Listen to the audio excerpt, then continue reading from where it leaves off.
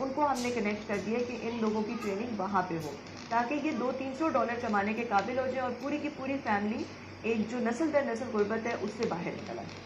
ठीक है। अच्छा कमल साहिबा, ये बताइएगा, ये तो आपने सारा अपना सिस्टम बताया जिस तरीके से आपकी आप काम कर रही है, और ये अप्लीकेबल हो गया है, आगे भी चलता रहेगा। आई एम श्योर कि एक अच्छी चीज़ होगी। लेकिन मुझे ये बताएं कि सिस्टम में क्या तब्दीली इससे आ रही है? चैरिटी का काम पहले भी चल रहा था, हाँ ऑब्वियसली एक शफाफियत का अमल जो है वो आपने यकीनी बनाया होगा और हकदार तक पहुँच रहा है। लेकिन वो एक जो होता है ना गुर्बत का खात्मा करना, तो गुर्बत का खात्मा करने के लिए मज़ीद आपके पास क्या टेक्नोलॉजी आइडियाज़ हैं जिनको इंडल्ज किया जा सकता है? क्योंकि चैरिटी का काम तो ऑलरेडी पाकिस्तान कर रहा है, लेकिन कैसे इस सिस्टम में हम ये जो ये बहुत बड़ी अफराद है हमारे पास ये तादाद है, इनको हम जो स्किलफुल जो है वो कर सकते हैं, या इनकी आगे जो है पाकिस्तान की इकॉनमी में बेहतरी के लिए इनको जो है ना वो कारआमद बना सकते हैं?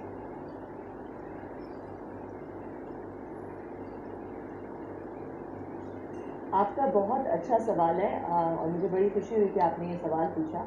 देखिए, एक सिस्टम अप्रोच आ सकती है टेक्नोलॉजी के थ्रू, ठीक है, जिससे जब आप किसी को भी गिफ्ट करते हैं, जो मांगने वाले लोग हैं वो बहुत सारे लोगों से मांग लेते हैं। ऐसी एनजीओज हैं जो कि एक खानदान है जो कि मल्टीपल एनजीओज के साथ रजिस्टर्ड है, उन्हें बार बार बेनिफिट मिलता है, मगर और कुछ ऐसे सफ़ेद पोश लोग हैं जिनको कुछ भी नहीं मिलता। तो टेक्नोलॉजी के थ्रू हमने ये किया कि हमने शनाख्ती कार्ड के अगेंस्ट बेनिफिट्स को एसोसिएट कर दिया। तो जितने भी लोग हैं वो जब एक एनजीओ किसी भी बेनिफिशरी को ऐड कर देती है उसके शनाख्ती कार्ड के थ्रू, तो फिर कोई और एनजीओ उसको ऐड नहीं कर सकती, और उसके जितने भी बेनिफिट्स, अगर उसको कोई राशन दे रहा है, एजुकेशन दे रहा है, वो हिस्ट्री में सबको नजर आएंगे कि भाई ये बेनिफिट इसको मिल गया है, इस खानदान को मिल गया है, तो मैं किसी और खानदान को दे दूँ। तो वो हर कोई हिस्ट्री में उसको देख सकता है। तो पहली तो बात यह है कि हमने एक शनाख्ती कार्ड के थ्रू एक इंतहा की एक्विटेबिलिटी ले आए टेक्नोलॉजी के थ्रू।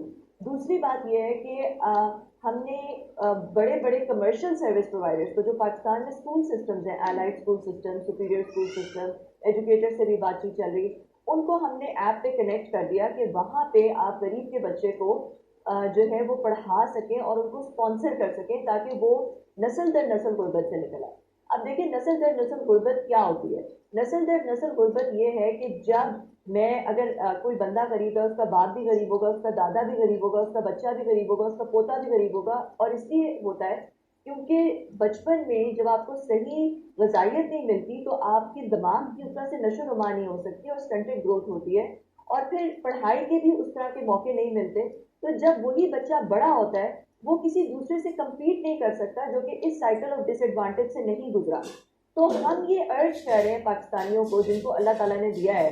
देखिए, 60% लोग जो है वो गुर्बत की लाइन से ऊपर हैं, पाकिस्तान में 40% लोग गुर्बत की लाइन से नीचे हैं।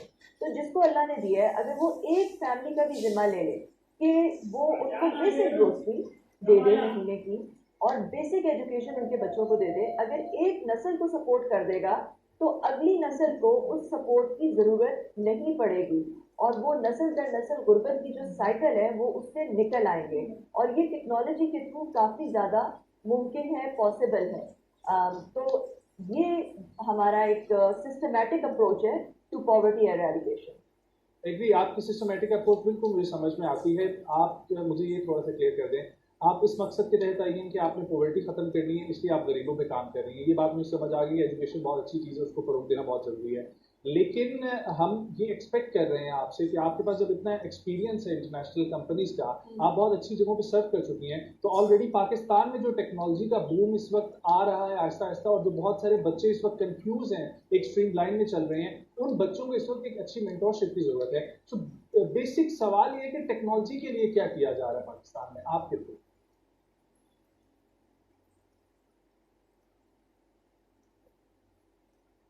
देखिए जी, मैं एक काफ़ी सारे इदारों के साथ काम करती हूँ। एक है organisation of Pakistani entrepreneurs, open के नाम से, जिसके 14 चैप्टर्स हैं पूरी दुनिया में, और जितने पाकिस्तानी निज़ात फाउंडर्स हैं दुनिया में जिन्होंने बड़ी बड़ी कंपनीज फाउंड की हैं, वो इस ओपन के चार्टर मेंबर्स हैं। तकरीबन 350 जो चार्टर मेंबर्स हैं, उनकी कुल मिला के एग्जिट जो कि उन्होंने अपनी कंपनीज बेची हैं वो $12 बिलियन की है। तो उसकी जो ओपन की लाहौर चैप्टर है उसकी मैं प्रेसिडेंट हूँ, और हम काफ़ी कोशिश करते हैं कि हम जो पाकिस्तान की यूथ है या पाकिस्तान की स्टार्टअप्स हैं, पाकिस्तान की जो एंटरप्रेन्योर्स हैं, बडिंग एंटरप्रेन्योर्स, यंग एंटरप्रेन्योर्स हैं, उनको हम फैसिलिटेट करें, उनको हम मेंटोर करें। अभी हाल ही में ओपन सिलिकॉन वैली के साथ कोलैबोरेशन करके 14 जो स्टार्टअप्स हैं, हम उनको सिलिकॉन वैली लेके गए हैं, वहाँ पे उनको कनेक्ट किया है हमने, वीसीज के साथ, इन्वेस्टमेंट के साथ उनको कनेक्ट किया है। ओपन स्टार्टअप कनेक्ट हमने पाकिस्तान में लॉन्च किया, जिसमें हमने स्टार्टअप्स का एक पूरा जो इकोसिस्टम है, उनकी मेंटरशिप का, उनकी हैंड होल्डिंग का, उसको बनाने की कोशिश की। इसी तरह और बहुत सारे इदारे हैं, सीईओ क्लब है, उसकी भी मैं मेंबर हूँ। जो लाहौर चैम्बर ऑफ कॉमर्स की आईटी स्टीयरिंग कमेटी है, उसकी मैं को कन्वीनर हूँ, ताकि ये सारा कुछ जो हम कर रहे हैं या मैं जितना भी कुछ कर सकती हूँ और गिव बैक कर सकती हूँ कम्युनिटी को, करने की कोशिश कर रही हूँ। बहुत सारी कॉलेजेस और यूनिवर्सिटी जब मुझे इनवाइट करते हैं तो मैं जाके मोटिवेशनल स्पीचेस भी करती हूँ, अपना एक्सपीरियंस भी शेयर करती हूँ, और स्पेशली जो यंग लड़कियाँ हैं उनकी मेंटरशिप करने की कोशिश करती रहती हूँ। अच्छा कमल, ये बताइएगा कि आजकल के सिनेरियो को अगर देखा जाए तो वुमेन एम्पावरमेंट पे बहुत ज़्यादा बात हो रही है। आप क्या समझती हैं कि ये टॉपिक कितना ज़्यादा जरूरी है और इसके लिए क्या इकदाम लिए जाने चाहिए?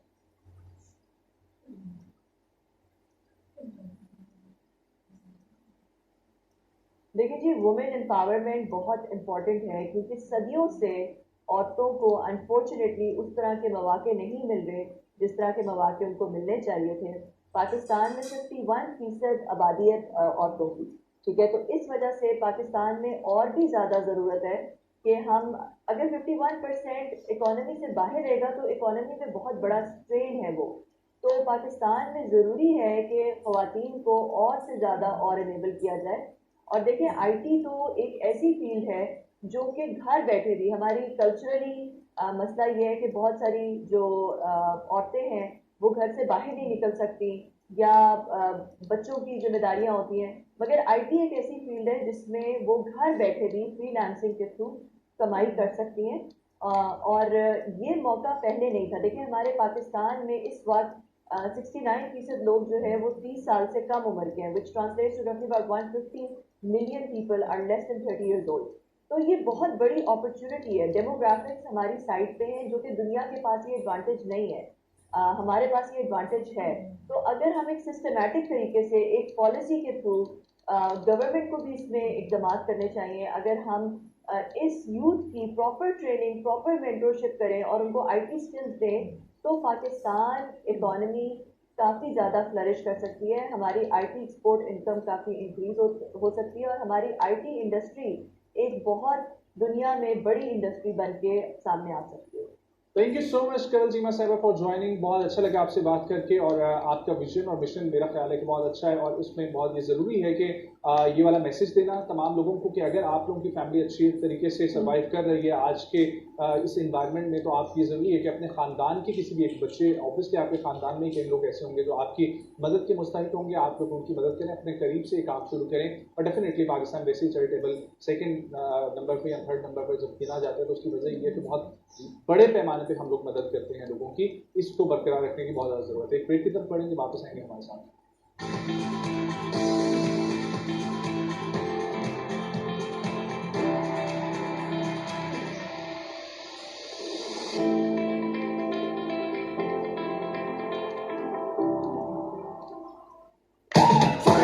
टेलीनॉर 4G के मंथली इजी कार्ड 800 से पाओ 20 GB डेटा, 4000 टेलीनॉर